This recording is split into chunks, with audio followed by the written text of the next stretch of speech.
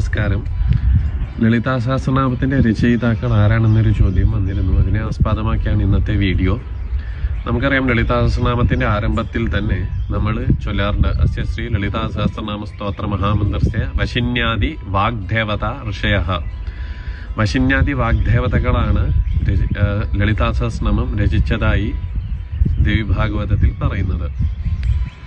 ഏതൊരു സ്തോത്രാരംഭത്തിലും അതിൻ്റെ മന്ത്രദൃഷ്ടാക്കളെയാണ് അവിടെ ഋഷിയായിട്ട് നമ്മൾ ചൊല്ലാറുള്ളത്. ആരാണ് ഈ വശിന്യാദി വാഗ്ദേവതകൾ? സരസ്വതി ദേവിയുടെ യോഗിനികളായിട്ടുള്ള 8 ദേവികളാണ് വശിന്യാദി വാഗ്ദേവത.